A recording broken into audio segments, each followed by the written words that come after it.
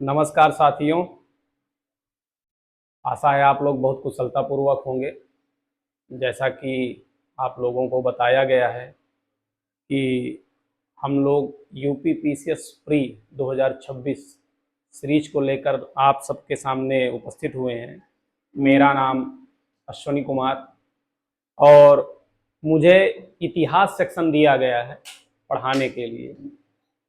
तो उस सिलेबस को डिस्कस करने के लिए मैं आज आप लोगों के सामने उपस्थित हुआ हूँ कि आप लोग इतिहास विषय की क्या भूमिका है आपके यूपी पीसीएस प्रीलिम्स में, कि वो आपके सिलेक्शन में कितनी सहभागिता दे सकता है। और सबसे पहली बात, हम लोगों को सिलेबस समझना जरूरी है कि इतिहास का क्या योगदान है, कैसा सिलेबस है, ताकि आप बेहतरीन तरीके से उसे समझ सकें और एक अच्छा खासा अंक उसमें स्कोर कर सकें। तो मैं बहुत ज़्यादा समय ना लेते हुए आपसे यूपी पीसीएस प्रीलिम्स में इतिहास का जो सिलेबस है वो डिस्कस करने जा रहा हूँ। चलिए स्टार्ट करते हैं।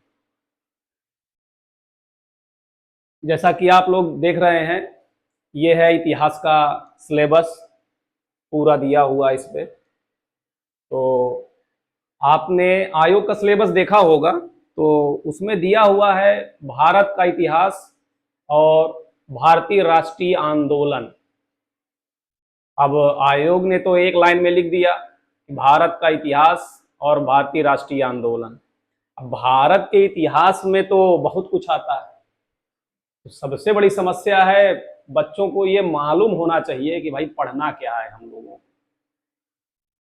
और उस सिलेबस में आप देखें प्रॉपरली उसने मेंशन किया हुआ है कि भारत का इतिहास तो पढ़ना ही पढ़ना है आपको, लेकिन भारतीय राष्ट्रीय आंदोलन उसने प्रॉपर मेंशन किया हुआ है। तो उसके मेंशन करने का मतलब आप समझ रहे होंगे कि वो मेंशन क्यों कर रहा है। मतलब उसके मेंशन करने का ये है कि राष्ट्रीय आंदोलन का जो पार्ट है उसमें सबसे ज्यादा क्वेश्चन वहीं से पुट अप होंगे। आप लोगों ने, मैं अभी बाद में आपको बताऊंगा क्वेश्चन पेपर वगैरह जब डिस्कस करूंगा, तो उसमें आपको बताऊंगा कि राष्ट्रीय आंदोलन से कितने क्वेश्चन आ रहे हैं और बाकी का सेक्शन कितना है। तो चलिए डिस्कस करते हैं। ये देखिए, प्रारंभिक परीक्षा जीएस पेपर फर्स्ट, लगभग लगभग 30 से 35, 30 तक हाईएस्ट, एवरेज 20 से 25 के आसपास रहता है। तो आप देख सकते हैं 20 से 25 प्रश्न। अब इसमें देखिए प्रमुख कवरेज क्या है। प्राचीन, मध्यकालीन, आधुनिक भारत का इतिहास एवं भारतीय राष्ट्रीय आंदोलन, ये है लगभग सिलेबस। अब बाकी कला और संस्कृति का, देखिए कला और संस्कृति बेसिकली आप चाहे उसे मेंस में काउंट करें या प्री में काउंट करें, मेंस में प्रॉपरली पेपर होता है उसका, लेकिन जब भारत का इतिहास आप पढ़ते हैं तो उस पर कला और संस्कृति ऑटोमेटिकली ऐड हो जाता है। उस पर आपको, जब आप एंशियंट हिस्ट्री पढ़ेंगे तब आपको समाज पढ़ना ही है, सांस्कृतिक जीवन पढ़ना ही है, धर्म पढ़ना ही है, आर्थिक जीवन पढ़ना है। तो ये सब बेसिकली कला और संस्कृति में आ जाता है। स्थापत्य पढ़ेंगे आप, मंदिरों की संरचनाएं पढ़ेंगे आप, तो ये सब उस पर आता है। तो आपको कुछ एक्स्ट्रा एफर्ट करने की जरूरत नहीं कि आप लोग कला और संस्कृति की बुक लेकर के प्रॉपर आप कला और संस्कृति पढ़ना स्टार्ट कर दें। जब आपको प्रॉपर पढ़ना है वो मेंस का सेक्शन है, तो उसमें मेंस जब हम लोग आगे बात करेंगे तो हम आपको मेंस के लिए बताएंगे। तो चलिए स्टार्ट करते हैं। प्राचीन भारत का इतिहास। अब देखिए, पीसीएस अधिकारी बनना है तो उसके लिए थोड़ा समय चाहिए। होता क्या है कि बच्चों को आज बहुत कम छोटी छोटी जो ऑनलाइनर किताबें आती हैं वो प्रेफर करते हैं, लेकिन जब आप क्वेश्चन पेपर देखेंगे तब आपको ये चीज़ समझ में आएगा कि ऑनलाइनर से काम चलने वाला नहीं। क्वेश्चन का स्टैंडर्ड जो है वो बढ़ चुका है, और अगर आप उस बेसिस पे तैयारी नहीं करेंगे तो आप चाहे जहाँ पढ़िए, जैसा भी पढ़िए, कुछ काम आने वाला नहीं। तो मेरी सलाह यही है कि थोड़ा धैर्य रखें और जो यहाँ चीज़ें डिस्कस की जा रही हैं उनको फॉलो करिए। मैं लास्ट में किताबें वगैरह आपको बता दूंगा, वो कुछ पढ़ना जरूरी है, तो ध्यान रखिए उस चीज़ों का। चलिए, हम लोगों का प्राचीन इतिहास में पहला टॉपिक है प्रागैतिहासिक काल एवं सिंधु घाटी की सभ्यता।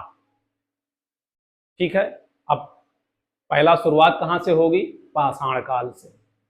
अब पाषाण काल पढ़ेंगे हम लोग, तो पाषाण काल में कई सारे उसमें कैटेगराइजेशन है। पुरा पाषाण, फिर उसके पाषाण काल के 3 कैटेगराइजेशन होंगे, निम्न पुरा, मध्य पुरा, और ये सब करते हुए हम लोग नवपाषाण काल तक जाएंगे। उसके बाद फिर सिंधु घाटी की सभ्यता आएगा, उसको पढ़ेंगे। उसके बाद लौह पाषाण वगैरह का काल आएगा, ताम्र पाषाण आएगा। फिर हम लोग पहुंचेंगे कहाँ पर? वैदिक काल में। वैदिक काल में ये हुआ, तो वैदिक काल के 2 पार्ट होंगे, ऋग्वैदिक काल, उत्तर वैदिक काल। तो उसमें काफ़ी सारी चीज़ें आएंगी, ज़्यादा परेशान होने वाली बात नहीं है। और ये देखिए, इसमें पढ़ना है राजनीतिक ढांचा, सामाजिक व्यवस्था, अब जिसमें आप पढ़ेंगे वर्ण व्यवस्था वगैरह पढ़ेंगे। ठीक है, और आर्थिक जीवन, धार्मिक परिवर्तन कैसे किया गया कहते हैं। अचानक आप देखेंगे कि आप लोगों को सिंधु सभ्यता वगैरह में देखेंगे कि मूर्ति पूजा वगैरह का उल्लेख नहीं मिलता है। साक्ष्य मिलते हैं मंदिरों के, लेकिन वो संदिग्ध हैं। तो उस पे क्या कहते हैं, आगे कैसे मूर्ति पूजाएं स्टार्ट होती हैं, धर्म में क्या परिवर्तन होता है, कैसे क्या चीजें चेंज होती हैं, वो चीजें आपको देखना पड़ेगा। ठीक है, इसके बाद महाजनपद काल, जिसमें आप देखेंगे कि 16 महाजनपदों का उदय और उनकी राजधानियां क्या थी, कौन से वंशों ने कहाँ पर कैसा किस प्रकार का शासन किया है, वो चीज़ें आपको देखनी पड़ेंगी। तो आप परेशान मत होइएगा, थोड़ा सिलेबस आपको बड़ा दिख रहा होगा, लेकिन ऐसा कुछ है नहीं, क्योंकि अब आयोग ने तो लिख दिया है भारत का इतिहास। अब बच्चा सोचता है कि अब भारत के इतिहास में करें क्या, तो आप ज़्यादा परेशान मत होइए। सिलेबस दिखने में बड़ा लग रहा है, लेकिन जब हम लोग कंटिन्यूअस क्लास लेंगे और आपको मिलता रहेगा, तो आपको लगेगा कि नहीं बहुत इजीली चीज़ें आपको मिल रही हैं, और परेशान मत होइए। ठीक है, हम आगे चलते हैं। धार्मिक आंदोलन, जैन धर्म, बौद्ध धर्म, शैव, काफ़ी सारे उसमें आएंगी चीज़ें, तो वो चीज़ें आपको पढ़नी पड़ेंगी। ठीक है, फिर आएगा मौर्य काल, मौर्य के बाद मौर्योत्तर काल, फिर गुप्त काल, फिर गुप्तोत्तर काल। ठीक है, गुप्तोत्तर के बाद फिर आप आएंगे क्या कहते हैं, लेकिन हाँ एक चीज याद रखिएगा, जब हम लोग पाषाण काल से स्टार्ट करके मौर्य, गुप्त, गुप्तोत्तर ये सब कंप्लीट कर लेंगे, उसके बाद हम लोग पहुंचेंगे दक्षिण भारत पे। तो कुछ लोगों का सवाल होगा कि सर बीच में आप संगम काल के विषय में तो बताया ही नहीं। तो वो इसलिए क्योंकि जब गुप्तोत्तर के बाद हम लोग सीधे दक्षिण भारत में एंटर करेंगे, तो वहीं से ही संगम काल स्टार्ट करेंगे। जब संगम काल स्टार्ट करेंगे, तो जैसे ही संगम काल खत्म होगा, उसके कुछ समय पश्चात दक्षिण भारत में चोल, चालुक्य, पल्लव, इन सबों का काल स्टार्ट होता है। तो वो चीजें एक सीक्वेंस में रहेंगी तो ज्यादा बेटर होगा। अब ऐसा नहीं है कि हम आपको क्या कहते हैं वैदिक काल पढ़ाने के बाद फिर संगम स्टार्ट कर दें, अब पता चला कि आपको संगम पढ़ाने के बाद फिर हम मौर्योत्तर कराते हुए, तो आपको लगेगा कि अचानक से साउथ से नॉर्थ और फिर इसके बाद साउथ, तो ऐसा कुछ नहीं है। वो सीक्वेंस रहेगा ताकि आप लोगों को प्रॉब्लम ना हो समझने में, बेसिकली चीज ये। ठीक है, उसके बाद आगे देखते हैं। ये देखिए, इसमें दिया हुआ है मौर्य काल में चंद्रगुप्त मौर्य, अशोक का धम्म, मौर्यकालीन प्रशासन, केंद्रीय प्रशासन, कला, अभिलेख। अब आप लोगों को डाउट होगा, देखिए आप लोग क्वेश्चन पेपर देखेंगे तो आपको एक चीज समझ में आनी चाहिए कि कई सारे ऐसे सेक्शन हैं जिनको थोड़ा लाइटली देखना है, बहुत ज्यादा उस पर इन्वॉल्व होने की जरूरत नहीं है। क्यों? ये कैसे मालूम चलेगा आप लोगों को कि किस सेक्शन को लाइटली देखना है, किस सेक्शन को क्या कहते हैं थोड़ा डीप में देखना है? तो ये चीजें आपको बताएंगे क्वेश्चन पेपर। क्वेश्चन पेपर ही बताएगा कि आपको पढ़ना क्या है और क्या छोड़ना है। जब आप क्वेश्चन पेपर देखेंगे तो आपको लगेगा कि नहीं, मौर्य काल से 2 से 3 4 क्वेश्चन हर साल पूछे जा रहे हैं। तो आप लोगों को ये चीज़ कंफर्म होनी चाहिए कि भाई सब चीज़ पढ़ने का काम नहीं है, कुछ चीज़ें आपके, मतलब मेरे कहने का मतलब ये है कि आप लोगों की निगाह से बचे कोई चीज़ ना। इन केस अगर इधर से उधर कोई क्वेश्चन आ रहा है तो वो आपसे छूटे ना, ठीक है। अब मैं ये चीज़ बाद में आपको डिस्कस करें, जब क्वेश्चन पेपर आपको समझाऊंगा तो उसमें बताऊंगा कि देखिए किस सेक्शन से कितने क्वेश्चन आ रहे हैं, कौन सा सेक्शन ज़्यादा इंपॉर्टेंट है, किस पे ज़्यादा काम करने की ज़रूरत है, वो चीज़ें आपके सामने हम लोग आगे रखेंगे, ठीक है। मौर्योत्तर काल में देखिए शुंग, कण्व, सातवाहन, कुषाण। अब इस पे कला, देखिए हम आपको क्या बोल रहे थे, ये देखिए कुषाण, ये देखिए कुषाण, कला शैलियां गांधार, मथुरा, अमरावती शैली, ये देखिए प्रॉपर दिखा हुआ है। अब आप लोगों को यहाँ पर देखिए कला और संस्कृति यहाँ पर भी ऐड, क्योंकि जब आप हिस्ट्री पढ़ रहे हैं तो जब आप मौर्य काल पढ़ेंगे उसके बाद उस पर आप मौर्योत्तर में आएंगे तो वहाँ कला और संस्कृतियों का, मंदिरों का, तो वो चीज़ें यहाँ पर आएंगी। तो ये कला संस्कृति का ही पार्ट, जब आप ये इसके लिए अलग से कुछ करने की जरूरत नहीं। देखिए यहाँ पर सीधा दिया हुआ है, आप लोगों को यही पढ़ना है जो इस पे दिया हुआ है, ठीक है। इसके बाद गुप्त साम्राज्य, आप लोग जानते ही हैं गुप्त साम्राज्य को प्राचीन साहित्य, प्राचीन काल का स्वर्ण युग कहा जाता है। क्यों? क्योंकि इस काल में बेसिकली साहित्य का स्वर्ण युग कहते हैं तो ज़्यादा बेटर लगता है। काफ़ी सारे ऐसे साहित्यकार, कवि जिनकी रचनाएं आप देखेंगे जो आज भी वर्तमान समय में प्रासंगिक लगती हैं, वो इस कारण इसको स्वर्ण युग कहा जाता है।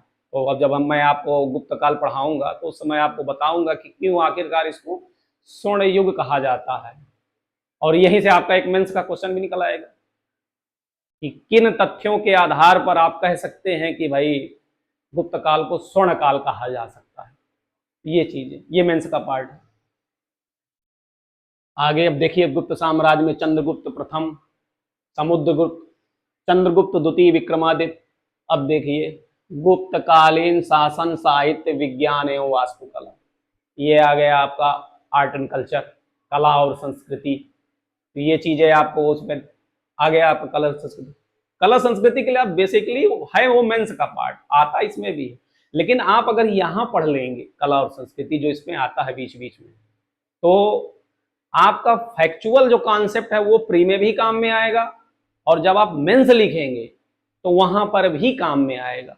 बिना फैक्ट के मेंस कैसे लिखेंगे भाई? फैक्ट तो बताना ही पड़ेगा ना भाई। कि आप अगर देवगढ़ का दशावतार मंदिर देख रहे हैं तो उसकी आर्ट एंड कल्चर में क्या भूमिका है, कैसी संरचना है उसकी, ये सब चीजें तो ये आपको यहाँ पर मिलेगा पढ़ने के लिए, ठीक है। इसके बाद ये देखिए दक्षिण भारत का इतिहास, जो मैं आपसे कह रहा था, ये दिया हुआ संगम साहित्य एवं संस्कृति। सिलेबस में देखिए साफ साफ बताया गया है कि भाई संगम साहित्य एवं संस्कृति, चोल साम्राज्य, पल्लव, चालुक्य एवं राष्ट्रकूट, ये यहाँ पर दिया हुआ है।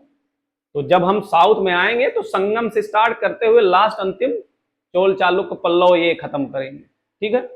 इसके बाद आ जाएगा उत्तर गुप्त, ये गुप्तोत्तर काल जिसकी मैंने बात की थी। अब गुप्तोत्तर काल में आप हर्षवर्धन और कई सारे क्षेत्रीय राजवंश थे उनका सब का जिक्र होगा, और इसी में त्रिपक्षीय संघर्ष भी आएगा उसके विषय में, जिसमें राष्ट्रकूटों का, प्रतिहारों का, ये सब का योगदान कैसा क्या है, कैसे इनका संघर्ष होता है, ये चीजें मैं आपके सामने डिस्कस करूंगा, आप उसके लिए परेशान मत होइएगा। अभी तो ये है कि आप लोगों को इस समझ में आ जाए कि हम लोगों को इतिहास में पढ़ना क्या है, ये चीजें आपको थोड़ा कंफर्म होनी चाहिए ताकि आप लोगों को ज़्यादा परेशानी ना हो। क्योंकि आपको अगर सिलेबस की सही जानकारी नहीं होगी तो आपके लिए क्वेश्चन सॉल्व करना बहुत मुश्किल हो जाएगा। क्यों? क्योंकि फिर आप इधर से उधर दुनिया भर का चीज़ें पढ़ना स्टार्ट कर देते हैं जो काम का भी नहीं है। जब आप सिलेबस की सही जानकारी रखेंगे तो आपके लिए बहुत सरल और सहज चीज़ें हो जाएंगी। कि क्या करना है, कैसे करना है। ठीक है, तो आप कंटिन्यू करते हैं। इसके बाद मध्यकालीन इतिहास आ गया। अब इसमें पूर्व मध्यकाल एवं दिल्ली सल्तनत। पूर्व मध्यकाल का मतलब है दिल्ली सल्तनत की स्थापना के पहले, जिसमें अब आप कहेंगे पूर्व मध्यकाल लिख दिया, पूर्व मध्यकाल में होगा क्या? तो पूर्व मध्यकाल का प्रारंभ वहीं से होगा जहां से इस्लाम धर्म की स्थापना होती है। मोहम्मद साहब का उदय, उसके बाद मोहम्मद बिन कासिम का भारत पर आक्रमण, फिर महमूद गजनवी के भारत पर आक्रमण, 17 आक्रमण किए उसने। उसके बाद फिर दिल्ली सल्तनत स्टार्ट होगा महमूद गजनवी की मृत्यु के बाद। दिल्ली सल्तनत वहां से प्रारंभ होता है जहां कुतुबुद्दीन ऐबक दिल्ली सल्तनत की गद्दी पर बैठता है। वो मोहम्मद गोरी का दास था और उसने क्या कहते हैं दिल्ली सल्तनत की स्थापना उसी ने की थी। फिर हम आपको बाद में डिस्कस करके बताएंगे कि कैसे आखिरकार इसको इस वंश का नाम कैसे पड़ा। कई सारे उसमें डिबेट्स हैं कि कहते हैं कैसे इस वंश का नामकरण करना है। कुछ लोग इनको तुर्क कहते हैं, तुर्क, कई सारे उसमें चीजें, तो आपको बाद में डिस्कस करके बताई जाएंगी। ठीक, भारत पर अरब आक्रमण एवं तुर्क आक्रमण। महमूद गजनवी, ये देखिए, मोहम्मद गोरी एवं राजपूत प्रतिरोध, ये आपको दिया हुआ है। ठीक है, इसके बाद दिल्ली सल्तनत 1206 से 1526। अब दिल्ली सल्तनत लिख दिया उसने। अब आपको ये मालूम होना चाहिए कि दिल्ली सल्तनत में है क्या। अब उसके लिए देखिए ये दिया हुआ है गुलाम वंश, खिलजी वंश, इसके बाद तुगलक, तुगलक के बाद सैयद एवं लोदी वंश। ये सारे वंश दिल्ली सल्तनत का अगर बेसिकली देखा जाए तो अंतिम राजवंश था लोदी वंश। इब्राहिम लोदी की मृत्यु के बाद भारत पे मुगलों का शासन स्टार्ट होता है 1526 में। पानीपत के प्रथम युद्ध में जब इब्राहिम लोदी की मृत्यु हो जाती है तो भारत में मुगल वंश की स्थापना होती है और फिर वहां से मुगल काल स्टार्ट हो जाता है और दिल्ली सल्तनत का अंत होता है। क्योंकि उसके बाद राजधानियां आगरा हो जाती हैं, फतेहपुर सीकरी रहती हैं, चीजें चेंज होती है, तो दिल्ली सल्तनत का मुख्यतः अंत 1526 में हो जाता है और वहां से फिर मुगल वंश स्टार्ट होता है। अब ये देखिए सल्तनत कालीन प्रशासन। अब इसमें प्रशासन में क्या है, फिर आप कहेंगे आर्ट एंड कल्चर आ गया। ये देखिए इक्ता प्रणाली, केंद्रीय शासन, सामाजिक आर्थिक दशा, स्थापत्य कला और साहित्य, ये सब आ गया। और आप प्रीवियस ईयर के क्वेश्चन पेपर देखेंगे तो आपको मालूम चल जाएगा कि ये क्यों इंपॉर्टेंट है। मेडाइवल से सबसे ज्यादा अगर क्वेश्चन पूछे जाते हैं तो ये सबसे बड़ा क्वेश्चन यही, सल्तनत कालीन प्रशासन। प्रशासन से रिलेटेड क्वेश्चन पूछे जाएंगे, साहित्यिक रचनाएं जो हुई हैं उनसे रिलेटेड क्वेश्चन पूछे जाएंगे, मंदिरों के, मस्जिदों के जो निर्माण हुए हैं उनके विषय में क्वेश्चन पूछे जाएंगे, मोहम्मद बिन तुगलक की जो योजनाएं थी उनके विषय में क्वेश्चन पूछे जाएंगे। 4 योजनाएं चलाएगा और क्रम में रख देगा, पूछेगा इनको क्रम से सेट करिए और उसके बाद 4 ऑप्शन देगा। अगर आपको एग्जैक्ट डेटे मालूम है, एग्जैक्ट चीजें मालूम है तो आप तुरंत टिक कर लेंगे। केंद्रीय प्रशासन में आप लोग देखेंगे अलाउद्दीन खिलजी आएगा, उसकी बाजार नियंत्रण व्यवस्था आपको देखना होगा। केंद्रीय प्रशासन को कैसे उसने एकीकरण किया और राजा को ही सर्वे सर्वा, सुल्तान को ही सर्वे सर्वा उसने बना दिया। उसके बाद ये व्यवस्थाएं चलती रहती है। मोहम्मद बिन तुगलक भी ऐसा करता है। थोड़ा शासन में ढीलापन आता है जब फिरोज तुगलक दिल्ली सल्तनत की गद्दी पर बैठता है। तो ये चीजें हो गई। स्थापत्य कला और साहित्य ये आपको देखनी पड़ेंगी। अलाउद्दीन खिलजी ने क्या निर्माण किया, करवाया, मोहम्मद बिन तुगलक ने, गयासुद्दीन तुगलक ने क्या किया, अलाउद्दीन खिलजी की कैसे क्या स्ट्रक्चर वगैरह थे, हजार सितून वगैरह उसने बनवाया था।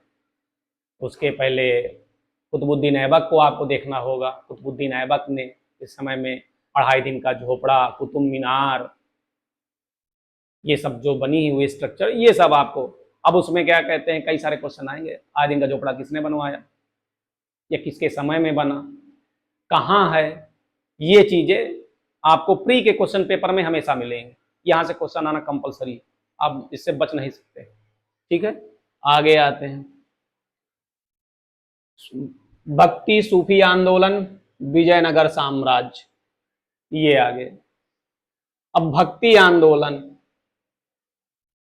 चैप्टर देखने में बहुत बड़ा है, भक्ति आंदोलन, लेकिन इसमें काम का बहुत कम चीज है। प्रॉपरली ये मेंस है, भक्ति आंदोलन का उदय कैसे हो रहा है, ये कभी आपसे प्री के क्वेश्चन पेपर में नहीं पूछा जाए, हमेशा मेंस में ही पूछेगा वो, कि क्या ऐसी कारण थे, कौन सी ऐसी दशाएं थी जिसके कारण भक्ति आंदोलन स्टार्ट हुआ। यहां से बेसिकली जो संप्रदाय थे, किसने कौन सा संप्रदाय स्टार्ट किया था, कौन किस संप्रदाय का जनक है, वो चीजें यहां आती हैं। और आएंगी कैसे, 4 ऑप्शन इधर, 4 ऑप्शन इधर, मैच करवाइए सभी को, कौन किसका संप्रदाय है। तो आपको बेसिकली यहाँ पे इतना जान लीजिए, पढ़ना हम पढ़ाएंगे आपको किसका कौन सा संप्रदाय है, कौन कैसा किसका प्रवर्तक रहा है, लेकिन यहाँ से जो बेसिकली क्वेश्चन आते हैं ऐसे ही आते हैं कि कौन किस संप्रदाय का जनक रहा है, प्रवर्तक रहा है, तो वो चीजें यहाँ से कंप्लीट हो जाएंगी। इसके बाद आता है सूफी आंदोलन। सूफी आंदोलन में भी आपको यही जानना है, कौन चिश्ती सिलसिले का संत है, कौन कादरी सिलसिले का है, कौन किसका कैसा धर्म के संदर्भ में विचार था, ये चीजें आपको पढ़नी होंगी, डिस्कस हम करेंगे यहाँ पे, आप लोग परेशान मत होइए। ये इसीलिए बताया जा रहा ताकि आप जान सके, क्योंकि कुछ समय तक पहले क्या था, बच्चे वनडे एग्जाम वाले बहुत बच्चे आ गए थे पीसीएस में, और वो आए इसलिए थे क्योंकि सीसैट क्वालिफाइंग नहीं था, सीसैट के नंबर जुड़ते थे प्रीलिम्स में, तो जीएस नॉर्मल कर लेते थे, इधर से उधर करके 100 क्वेश्चन सीसैट में आता था, 80 90 85 कर दिए, उसका भारांक वेटेज भी ज्यादा होता था, सीसैट का नंबरिंग भी ज्यादा होता था, और प्री क्वालिफाई कर लेते थे। लेकिन जिस दिन से सीसैट क्वालिफाइंग हो गया, उस दिन से वनडे एग्जाम वाले गायब हो गए। क्यों? क्योंकि भैया लूसेंट पढ़ के पीसीएस का प्रीलिम्स नहीं निकाला जा सकता है। आज से 10 साल पहले ऐसा होता था, 10 साल 20 साल पहले ऐसा होता था, जब आप चुटका लेकर के प्रीलिम्स निकाल लेते थे। ये मेरा अच्छा खासा अनुभव है प्री और मेंस के लिए, चुटका से काम नहीं चलने वाला है। अगर आप प्रॉपरली चाहते हैं पीसीएस के लिए, तो आपको मेहनत करनी पड़ेगी, चुटका से वन लाइनर से काम नहीं चलने वाला है, ये चीज जान लीजिए। आपको बेहतरीन क्वालिटी बुक पढ़नी पड़ेगी और समझना पड़ेगा, रटने वाला काम नहीं चलेगा। जो चीज जहां रटने की है वो हम आपको यहाँ बताएंगे ही, और बहुत सारी बुक पढ़ने से बेटर होता है कि आप कोई एक बुक लीजिए, 1 या 2 बुक लीजिए, उसी को बार बार पढ़िए, रिवाइज करिए, उतने में ही आपका काम हो जाएगा। समस्या उन लोगों को ज्यादा होती है जो 7 से 8 किताबें पढ़ना प्रेफर करते हैं, तो फिर वही हाल होता है, कंफ्यूज, बाबर कब आए और कब गए, हर एक में अपना अपना स्टेटमेंट है, हर एक में अपने अपने कथन हैं, और हर एक के अपने अपने विचार हैं। कंफ्यूज, क्वेश्चन फिर ऐसे ही घुमा देगा और आपके क्वेश्चन गलत होना स्टार्ट होगा। चलिए आगे देखते हैं। तो सूफी आंदोलन में ये कादरी नक्शबंदी प्रमुख संत है, उनकी शिक्षाएं, ये हम आपको समझाएंगे। इसके बाद विजयनगर एवं बहमनी साम्राज्य, अब इसमें आएगा कई सारे, विजयनगर में काफ़ी सारे वंश हैं, बहमनी साम्राज्य का, ये चीज़ें आपको उसमें डिवाइडेशन करके बताया जाएगा कि कौन सा विजयनगर साम्राज्य में कृष्णदेव राय, आप देखेंगे इसमें 4 से 5 वंश हैं, तुलुव है, सोलू वंश है, हाँ, तो ये चीज़ें उसमें आएंगी, तो हम आपको समय डिस्कस करके बताएंगे, परेशान मत होइए। आ गया मुगल साम्राज्य और मराठा उत्कर्ष। ठीक है, अब मुगल राजवंश, बाबर, हुमायूं, शेर शाह सूरी के प्रशासनिक एवं भूमि सुधार। तो बाबर, हुमायूं अब आप सोचेंगे कि अचानक मुगल साम्राज्य हम पढ़ा रहे हैं, शेर शाह सूरी कैसे आ गया बीच में। तो थोड़ा मैं आपको बता दूं, बीच में शेर शाह सूरी हुमायूं को इंडिया से भगा देता है कि भैया आपका अब यहाँ टर्म खत्म है, आप जाइए यहाँ से। हुमायूं पलायन कर जाता है भारत से, और उस बीच में 1540 में कन्नौज के युद्ध में जब हुमायूं पराजित हो जाता है, तो उसके बाद भारत से मुगल साम्राज्य उस समय के लिए 1540 के बाद 1555 15 साल लगभग मुगल साम्राज्य का भारत में अस्तित्व खत्म रहता है। और 1555 में पुनः फारस के शाह की मदद से हुमायूं भारत पर फिर आता है, और उस समय अफगान सूरवंश काफ़ी कमज़ोर हो चुका होता, क्योंकि शेर शाह सूरी की 1545 में मृत्यु हो चुकी होती है, और उसके उत्तराधिकारी भी इतने योग्य नहीं थे। साम्राज्य का काफ़ी हिस्सों में बंटवारा हो जाता है। तो हुमायूं के लिए भारत पे अटैक करना और यहाँ पर दोबारा अपने राजवंश को स्थापित करना सरल हो जाता है। ऐसा वो करता है, और भारत पे पुनः 1555 में मुगल साम्राज्य स्थापित हो जाता है, और 56 तक उसका शासन रहता है। उसके बाद ये देखिए अकबर आ गया। अकबर स्टार्ट हुआ। अब अकबर में क्या क्या पढ़ना है? मनसबदारी प्रणाली, सुलह कुल, धार्मिक नीति और अकबर की विजयें। आप क्वेश्चन पेपर उठा के देखेंगे तो आपको एक चीज मालूम होगा कि अकबर ने जो प्रथाएं स्टार्ट किया था, चाहे जजिया समाप्त करने का, घोड़ों को दागने का, मनसबदारी प्रणाली कब स्टार्ट किया, मजहर की घोषणा कब किया, दीन इलाही की स्थापना कब किया, तो आपको डायरेक्ट कभी नहीं पूछेगा कि अकबर ने दीन इलाही धर्म की स्थापना कब की, ये सन बताइए, या अकबर ने मजहर की घोषणा कब किया, ये कभी नहीं पूछे। कैसे पूछेगा? 4 ऑप्शन इधर, मजहर की घोषणा, दीन इलाही की स्थापना, घोड़े को दागने की प्रथा, जजिया कर की समाप्ति, और इधर वर्ष दे देगा। आप चारों को मैच कराइए। उस पर भी एक ट्रिक होती है एलिमिनेट करने की, वो मैं आपको बताऊंगा। वो बहुत ही सहज होता है, और ऐसे क्वेश्चनों को बहुत ही कम समय में बहुत ही सरलता से सॉल्व किया जा सकता है, बशर्ते आपको बेसिकली 2-3 चीजें मालूम होना चाहिए। ठीक है, आगे बताते हैं। मुगल कालीन संस्कृति, अब आप तो जान ही रहे हैं, उधर अभी शायद जहांगीर, शाहजहां, औरंगजेब, ये सब जब पढ़ेंगे तब आएगा मुगल कालीन कला, संस्कृति, स्थापत्य, प्रशासन। तो उसमें हम बताएंगे कि भाई चित्रकला का क्या योगदान है। बेसिकली पूछा जाएगा कि भाई चित्रकला के विषय में, तो चित्रकला आप जानते ही हैं, हुमायूं से स्टार्ट होकर के अकबर से होते हुए जहांगीर के काल को चित्रकला का स्वर्ण युग कहा जाता है। और इसके बाद इसका जो पुत्र रहता है शाहजहां, उसका काल कहलाता है स्थापत्य कला का स्वर्ण युग, क्योंकि उस पर काफ़ी चीज़ें होती हैं। ठीक है, आगे चलते। अब आता है आधुनिक भारत, जिसको लोक सेवा आयोग ने प्रॉपरली मेंशन किया हुआ है कि भैया आप इतना पढ़ लीजिए, लेकिन हम आपसे मॉडर्न हिस्ट्री से सबसे ज़्यादा क्वेश्चन पूछेंगे। तो आपका मॉडर्न हिस्ट्री का देखिए सिलेबस। यूरोपीय कंपनियों का आगमन एवं ब्रिटिश सत्ता का विस्तार। तब यूरोपीय कंपनियां आएंगी, यहाँ पे युद्ध लड़ेंगी, क्षेत्रों पर कब्जा होगा, तभी साम्राज्य का विस्तार होगा। ये देखिए, यूरोपीय आगमन, पुर्तगाली, डच, अंग्रेज, फ्रांसीसी, कर्नाटक युद्ध, फिर ब्रिटिश सर्वोच्चता की स्थापना, प्लासी का युद्ध, बक्सर का युद्ध, इलाहाबाद की संधि 1765। यहीं से ब्रिटिश काल अपने स्वर्ण युग की ओर बढ़ना स्टार्ट करता है।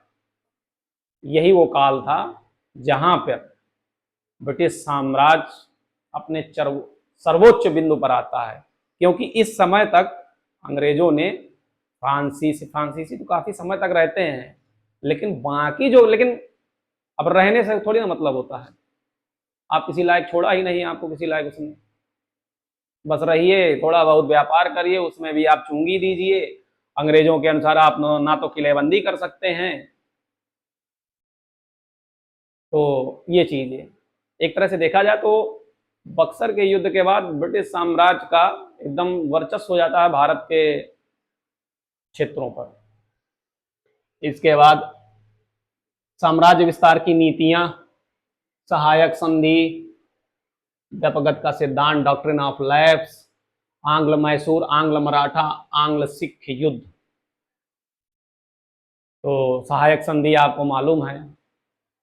अब आप हम जब हम आपको गवर्नर जनरल वगैरह पढ़ाएंगे तो उसमें बताएंगे कि क्लाइव से स्टार्ट करके, क्लाइव से होते हुए वारेन हेस्टिंगस, कार्नवालिस, फिर उसके बाद वेलेजली, ये हम आपको मोटा मोटी बताओ। इसके बीच में अभी और कई सारे हैं, लेकिन बेसिकली मैं जो चीज़ें बता रहा हूँ उस पर होते हुए सहायक संधि, उसके बाद फिर आंग्ल मराठा युद्ध होंगे, आंग्ल मैसूर युद्ध होंगे। अब उसमें क्या कहते हैं, कई सारे जो युद्ध होंगे आंग्ल मैसूर हैं और आंग्ल मराठा युद्ध हैं। अब इसमें क्या करेगा, वही, क्योंकि आयोग ने डायरेक्ट क्वेश्चन पूछना बंद कर दिया है। पूरे क्वेश्चन पेपर में 150 क्वेश्चन में आपको मुश्किल से 5 से 7 क्वेश्चन वन लाइनर टाइप के मिलेंगे, नहीं तो नहीं मिलने वाले हैं। कथन कारण मिलेंगे। कथन कारण तभी करेंगे जब आपने अच्छे से पढ़ा होगा, तभी हो पाएगा। ठीक है, तो वो चीजें हम आपको आगे चल के डिस्कस करके बताएंगे। ब्रिटिश नीतियां, भू राजस्व प्रणाली, स्थायी बंदोबस्त, महालवाड़ी, रैयतवाड़ी, ये सब हम आपको बताएंगे। कैसा क्या इसमें सिस्टम था, कितना राजस्व लिया जाता था, कैसे कहते हैं ब्रिटिश साम्राज्य ने, अंग्रेजों ने भारत पे इसके माध्यम से कैसे अपना और वर्चस्व प्रगाढ़ किया भारत की सरजमी पर, वो चीजें हम आपको बताएंगे। इसके बाद धन निष्कासन, रेलवे और औद्योगिकरण। धन का निष्कासन आपको याद होगा, दादा भाई नौरोजी और आरसी दत्त, रमेश चंद्र दत्त, दोनों ने इस पे बहुत काम किया हुआ है, धन निष्कासन पे। प्रॉपरली उनकी बुक है अन ब्रिटिश रूल वाली, वो पूछता है हर बार, वो उसका पेट क्वेश्चन है, छोड़ने वाला नहीं है, वो पूछेगा ऐसा। रेलवे औद्योगिकरण वो हो गया। इसके बाद 1857 का विद्रोह, सामाजिक धार्मिक सुधार आंदोलन। 1857 का विद्रोह कारण सामाजिक आर्थिक तात्कालिक कारण क्या थे, प्रमुख केंद्र नेतृत्वकर्ता कौन थे, असफलता के कारण क्या थे, ये चीजें। तो इस पे प्री के अच्छे खासे क्वेश्चन आते हैं, हर साल 2 से 3 क्वेश्चन इधर से उधर आ जाता है। फिर मैं फिर वही कहूंगा, सिंगल क्वेश्चन नहीं पूछने वाला है। स्थलों के नाम और किन जगहों पर, किन राज्यों में 1857 के विद्रोह का किसने नेतृत्व किया हुआ है, ये चीजें बताई जाएंगी। दे देगा, मैच करवाइए। और ये चीजें तभी होंगी जब आपने अच्छे से पढ़ा होगा। लूसेंट के मत्थे काम नहीं होने वाला।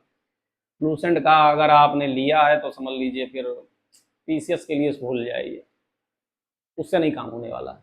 ठीक है, आगे चलिए देखते हैं।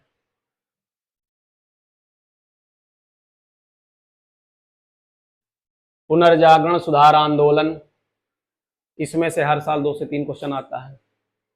राजा राम मोहन राय, ईश्वरचंद विद्यासागर, स्वामी दयानंद सरस्वती, विवेकानंद, सर सैयद अहमद खान, ज्योतिबा फुले, महिला शिक्षा एवं जाति विरोधी आंदोलन। अब आप सोचेंगे राजा राम मोहन राय से क्या क्वेश्चन आ जाएगा। अरे भैया, कभी ये नहीं पूछेगा कि राजा राम मोहन राय का जन्म और मृत्यु कब हुई। राजा राम मोहन राय ने भारतीय समाज में क्या योगदान दिया है, कई सारी उनकी पत्रिकाएं हैं, मिरातुल अखबार है, संवाद कौमुदी वगैरह हैं, काफी सारे उनके पेपर हैं जो पब्लिश हुए हैं।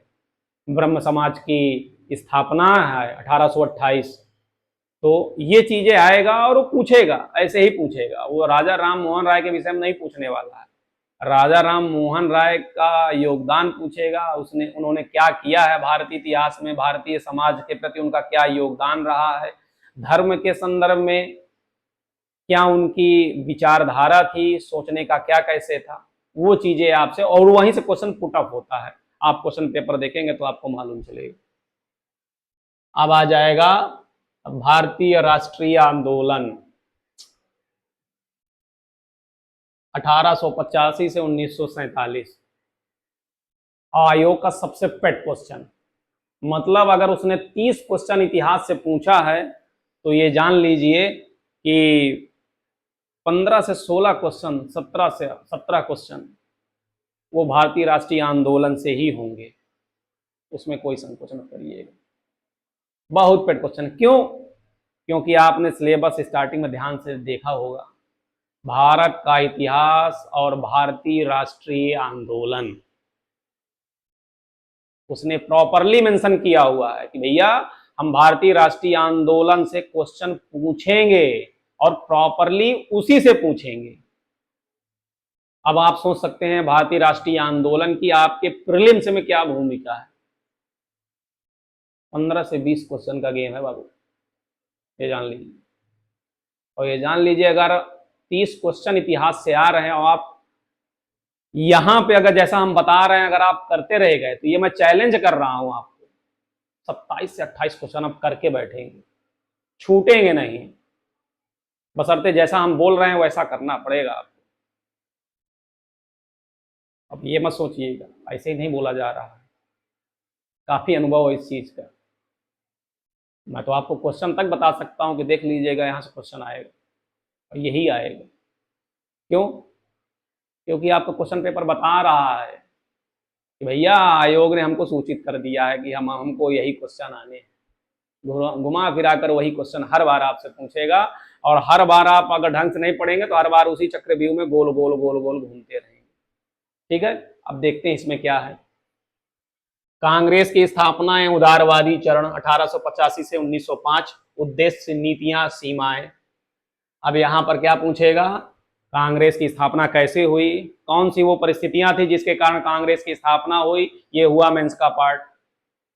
अब आएगा कहेंगे प्री का, तो प्री में आएगा भैया कांग्रेस की स्थापना से पूर्व कुछ ऐसी संस्थाओं का निर्माण हुआ था जिन पे चलकर कांग्रेस की स्थापना हुई, उन संस्थाओं को हम बताएंगे और उन संस्थाओं पे प्रॉपरली क्वेश्चन 21-22 में पूछा गया है कि भैया ये 4 संस्थाएं हैं, इनको सेट करिए,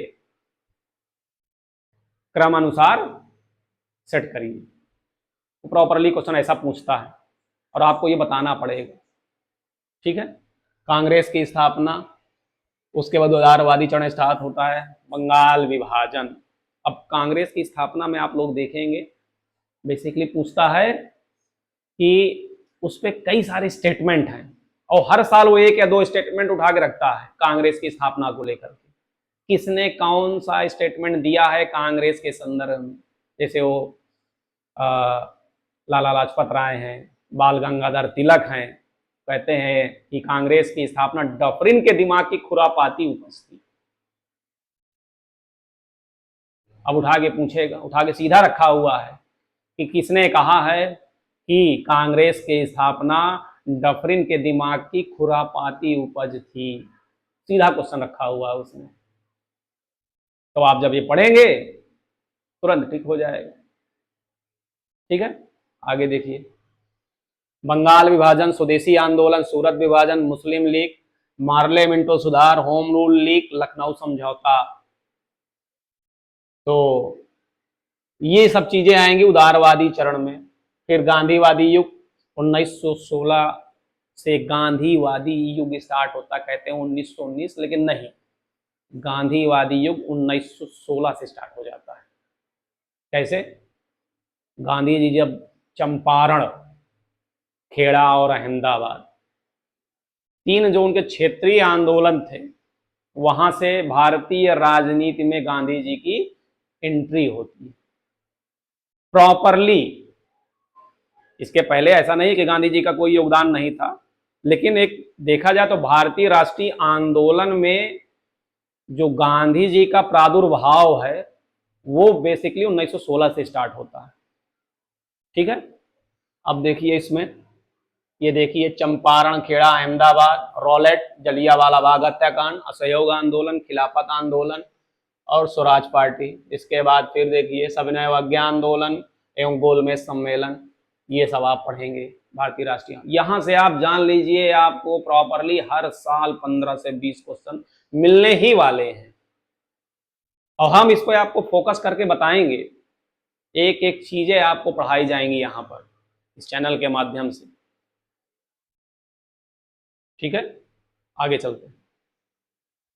क्रांतिकारी आंदोलन, क्रांतिकारी आंदोलन को हमेशा एक चीज याद रखिएगा, हमेशा 2 पार्टों में करके पढ़िए।